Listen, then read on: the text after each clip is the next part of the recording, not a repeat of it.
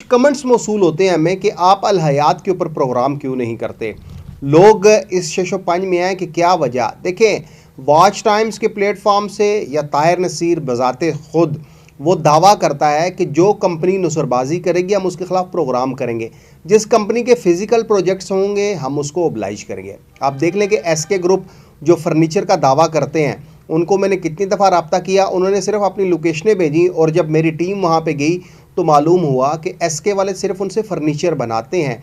वहाँ पे SK group का कोई कारखाना नहीं है। इकराम खोखर, उनकी साहबजादी अरूज फातिमा और उनके हस्बैंड हाफिज साजिद साहब वो सिर्फ माल बनवाते हैं, वो भी महीने में एक दो दफ़ा, लेकिन पाकिस्तानी आवाम को लूट रहे हैं और दोनों हाथों से लूट रहे हैं। मैं बड़े दावे से ये कह रहा हूँ क्योंकि अगर फिज़िकल प्रोजेक्ट होता एसके ग्रुप वालों का तो वो मुझे ज़रूर कहते जी हमारा ये फिज़िकल प्रोजेक्ट है, आप आ जाएं और आप आके प्रोग्राम कर लें। लेकिन उनका फिज़िकल प्रोजेक्ट नहीं है, कारखाना वो भी रेंट के ऊपर, आउटलेट्स वो भी रेंट के ऊपर। खैर, फिर अल हयात के ऊपर लोग कहते हैं जी आप प्रोग्राम क्यों नहीं करते।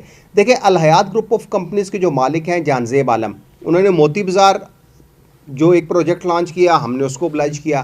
फिर ये हम जो हमारे पास डॉक्यूमेंट्स हमें मौसूल हुआ है DHA की जानिब से, ये चला रहे हैं। ये आप देख लें कि ये एक और कमर्शियल प्रॉपर्टी जानजेब आलम ने DHA में ख़रीद ली है। इसके ऊपर अलग से प्रोग्राम करेंगे। लेकिन आजकल जानजेब आलम की UK यानी कि यूनाइटेड किंगडम, इंग्लैंड में धूमें मची हुई हैं और वहाँ पे SPL सिंध प्रीमियर लीग के हवाले से वो रोड शो कर रहे हैं और वहाँ पे कमरान टेसूरी साहब भी उनके साथ हैं। इसके साथ साथ वहाँ पे जानजेब आलम UK में भी एक प्रोजेक्ट लॉन्च करने लगे और उस हवाले से वहाँ पे उन्होंने कोई स्पेस भी ख़रीद ली है या रेंट पे ली है, ये तो बाद में मालूम होगा। लेकिन वहाँ पे जितनी भी बिज़नेस कम्यूनिटी थी उनके साथ मुलाकातें जानजेब आलम की शुरू हो चुकी हैं। और आप लोग कहते हैं कि जी जानजेब आलम फ्रॉड करेगा। कुछ ग्रुपों में हमें शिकायत मौसूल होती है कि भाई जानजेब आलम के ऊपर हम प्रोग्राम करें। देखिए, मैं पहले दिन से दावा कर रहा हूँ कि जो कंपनी नुसरबाजी करेगी, जो कंपनी का मालिक फ्रॉड करेगा, हम उसके ख़िलाफ़ हक की आवाज़ बुलंद करते रहेंगे। लेकिन अभी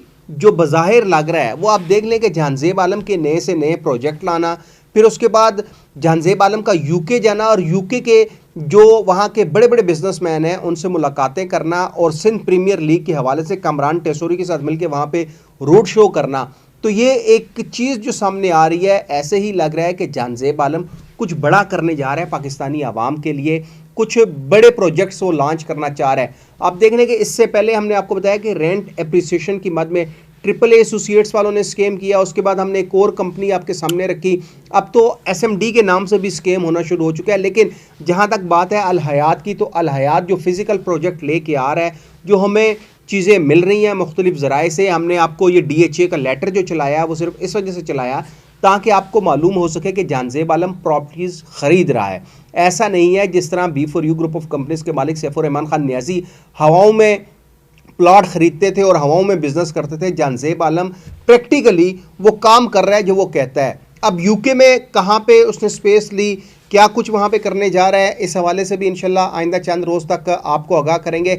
लेकिन DHA का ये एक प्रोजेक्ट नहीं है। अभी तो DHA में 2 और भी बड़े बड़े प्लाजे बनाने का प्लान बना लिया है जानजेब आलम ने। और इस हवाले से हमारी कुछ लोगों से बात भी हुई। DHA में एक डॉक्यूमेंट्स हमें मौसूल हो चुका। अब बहरिया टाउन का भी एक डॉक्यूमेंट्स हम आपको दिखाएंगे और आपको बताएंगे कि जानजेब आलम के ये फ़िज़िकल प्रोजेक्ट हैं और ये चीज़ें वो लेके आ रहा है। लेकिन जिस दिन जानजेब आलम ने नुसरबाजी की उस दिन वॉच टाइम्स की टीम बबांगे दहल जानजेब आलम के ख़िलाफ़ प्रोग्राम करेगी, क्योंकि अभी तक हमें सिर्फ एक कंप्लेन मौसूल हुई थी जानजेब आलम के ख़िलाफ़ और उस शख्स ने हमें कुछ बैंक की रसीदें भेजी थी। लेकिन जब हमने वो वेरीफाई की तो वो मालूम हुआ कि वो तो एडिट शुदा हैं, यानी कि उस शख्स ने जानजेब आलम या अल हयात ग्रुप के पास इन्वेस्टमेंट नहीं की थी, सिर्फ उनको ब्लैकमेल करने के लिए उसने वो रसीदें, बैंक की रसीदें हमें भेजी और कहा जी मेरा 16 लाख रुपया डूब गया।